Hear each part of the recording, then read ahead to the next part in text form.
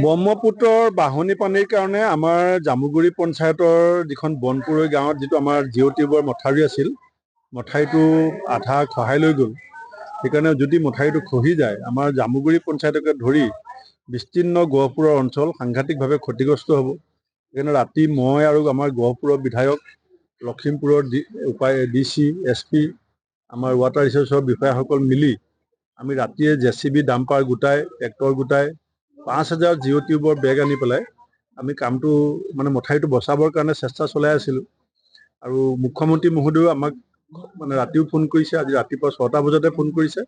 আৰু এতিয়া মুখ্যমন্ত্ৰী মহোদয়ে মোক জনাইছে যে অসমৰ মাননীয় বিত্তমন্ত্ৰী জয়ন্ত বৰুৱা ডাঙৰীয়া এতিয়া আহি আছে, খন্তেক সময়ৰ পাছত আহি পাবহি। পোৱাৰ পাছত আমি তাক পূৰ্ণ সুৰক্ষিত কেনেকৈ কৰিব পাৰি মন্ত্ৰী মহোদয়ৰ উপস্থিতিত বিভাগীয় বিষয়াসকলৰ সৈতে আলোচনা কৰি আমি ব্যৱস্থা ল'ম। কিন্তু আপুনি জানেই ব্ৰহ্মপুত্ৰৰ দৰে এখন বিশাল নদী ভেটা দিয়া কিমান ডাঙৰ কাম। আৰু আপুনি যিটো কৈছে নেপকো বা সোৱণশিৰি, সেই সমস্যাটোতো আছেই। হঠাৎ পানী বাঢ়ি যায়, হঠাৎ পানী কমি যায়, যিটো কাৰণে খহনীয়াটো ব্যাপক হৈ যায়। পানী এটা গতিত গৈ থাকিলে ইমান প্ৰব্লেম নহয়। এতিয়াও আমি যদিও মেৰামতি কাম কৰি আছোঁ, এটা ভয় আছে যে পানী যদি বেছি বাঢ়ি যায় বা বেছি বৰষুণ হৈ যায়, তেতিয়া ভাবুকি বহুত ডাঙৰ আছে। মথাউৰিটো আমি যিমান পাৰিছোঁ নিৰ্মাণ কৰি আছোঁ। জামুগুৰিতে আমি 80 কোটি টকা দিছোঁ জিঅ' টিউবৰ কাৰণে। চেঁচাত আমি 6 কোটি টকা দিছোঁ। দিগডঙাপাৰত 5.5 কোটি টকা দিছোঁ। এনেকৈ য'ত য'ত প্ৰয়োজন হৈছে পইচা দি আছোঁ। কিন্তু সমস্যাটো মথাউৰি নিৰ্মাণ কৰাত পইচাৰ কাৰণে হোৱা নাই। সমস্যাটো হৈছে নদীবিলাকৰ পিঠিবিলাক উঠি গ'ল। অৰুণাচলৰ ভূমিস্খলনৰ কাৰণে এই গোটেই অৰুণাচলৰ মাটিখিনিৰ ভৰটো আমি দাঁতিকাষৰীয়া বিহপুৰীয়া সমস্যাই ল'বলগীয়া হোৱাৰ কাৰণে আমাৰ নদীবিলাকৰ পিঠিবিলাক উঠি গ'ল। সেইকাৰণে নদীবিলাক নিয়ন্ত্ৰণ কৰাটো অতি কঠিন হৈ গৈছে। নদী ওপৰেদি বৈ আছে, পথাৰ তলত আছে। গতিকে নদীয়ে সুযোগ পালেই পথাৰলৈ নামি আহে। এইটো মোৰ সাধ্যৰে কৰিব পৰা বস্তু নহয়। এইটো অৰুণাচলৰ সমস্যাটো আমি ভুক্তভোগী। এইখিনি আপোনালোকে ৰাইজেও বুজিব লাগিব, চৰকাৰেও বুজিব লাগিব। কিন্তু তথাপিতো আমি এটা নদী খননৰ কাৰণে এটা এষ্টিমেট বনাই আছোঁ ডাঙৰকে, যাতে দুৰপাং, ডিক্ৰং, চেঁচা, পিছলা, দিহিৰি, আমি যে চুনজুলি আমি যাতে খান্দিব পাৰোঁ। যিটো আমাৰ সহজ সৰল প্ৰক্ৰিয়া আৰু JCB ডাম্পাৰ এইবিলাক লৈ পেলাই আমি খান্দিব পাৰোঁ। সেইটো কাৰণে আমি এটা প্ৰপ'জেল বনাই আছোঁ।